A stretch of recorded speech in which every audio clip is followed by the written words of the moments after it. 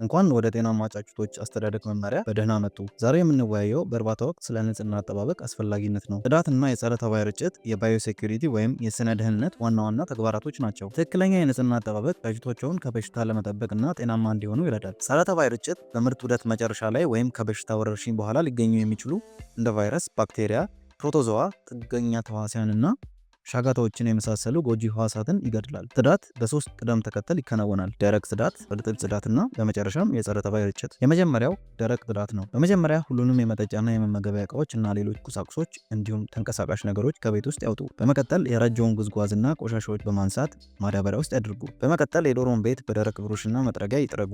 በተቻለ መጠን የተቀረውን ቆሻሻ በሙሉ ለማስወገድ ይሞክሩ። አስፈላጊ ከሆነ ወለሉን በአካፋ ይፈቅፍቁ።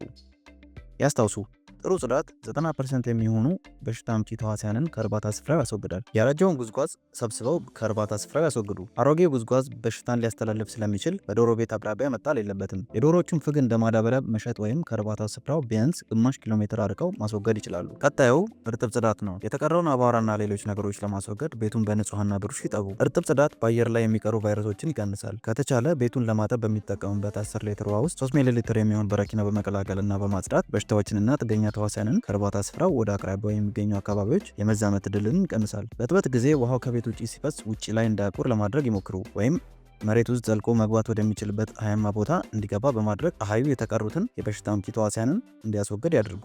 ዝቅተኛ ግፊት ባለው ውሃ በመጠቀም እንደ ቆጥና ወለል ያሉ በጣም የቆሸሹ ቦታዎችን በመርጨት ያርጥቡ። የተከማቸው ቆሻሻና ፍግ እስኪበሰብስና በቀላሉ ሊወገድ እስከሚችል ድረስ ያርጥቡ። ከዚያም ለማንሳት አዳጋች የሆነ ቆሻሻ ካለ ለማስወገድ አካፋ መጠቀም ይችላሉ። ለማጽጃነት እንደ ኦሞ ወይም ኤረል ያሉ ሳሙናዎችን ይጠቀሙ። እነዚህ ሳሙናዎች ዋጋቸው አነስተኛና ውጤታማ ናቸው። አካባቢውን በማርጠብ እየፈገፈጉ የተቀረውን ቆሻሻና ቅባታማ ቦታ ያጽዱ። በዶሮ ቤት ውስጥ ለማጠብ አስቸጋሪ የሆኑ ቦታዎችን ትኩረት በመስጠት በውሃና በሳሙና ይጠቡ። ለተሻለ እጥበት ሞቅ ያለ ውሃ፣ መፈቅፈቂያ፣ ከፍተኛ ግፊት የውሃ ማጠቢያዎችን እና የስቲም ማጽጃዎችን ይጠቀሙ። ጣሪያውን፣ መስኮቶችን፣ ግድግዳዎችን፣ በሮችንና ወለሎችን ጨምሮ ከላይ ወደ ታች ይጠቡ።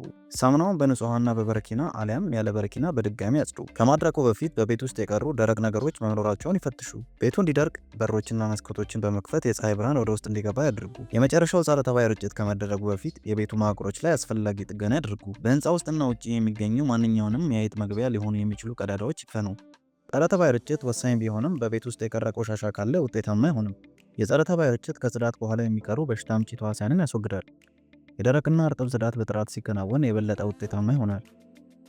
የግሉታራልዲሃይድ እና ኳተርናሪ አሞኒየም ውህዶችን የያዘ ጸረ ተባይ መድኃኒት ይጠቀሙ። ለተሻለ ውጤታማነት ትክክለኛውን የምርት አበጣበጥ መጠንና ትክክለኛ የመተግበሪያ ዘዴዎችን መጠቀሙን ያረጋግጡ። ወለሉን፣ ግድግዳውን፣ ጣሪያውን ጨምሮ በቤት ውስጥ ያሉትን ሁሉንም መዋቅሮች ለመሸፈን በጀርባ የሚታዘል የኬሚካል መርጫ መሳሪያ መጠቀም ይችላሉ። እንደ አማራጭ ባልዲ ውስጥ ጸረ ተባይ ውህድ በማድረግ ለስለስ ያለ መጥረጊያ በመጠቀም በባልዲ ውስጥ እየነከሩ በቤት ውስጥ እንዲሰራጭ በማድረግ ወለሉ በአረፋ እንዲሸፈን ያድርጉ። ጸረ ተባይ ርጭቱ ውጤታማ እንዲሆን ሁሉም መዋቅሮች በጸረ ተባይ መድኃኒት ከተሸፈኑ በኋላ ቤቱን ቢያንስ ለአንድ ቀን በመዝጋት በተቻለ መጠን ለረጅም ጊዜ እርጥብ ሆኖ እንዲቆይ ያድርጉ። ስለተከታተሉ እናመሰግናለን። ትክክለኛ የንጽህና አጠባበቅ ልማዶች ጠንካራና ጤናማ ዶሮዎችን ለማሳደግ አስፈላጊ ናቸው።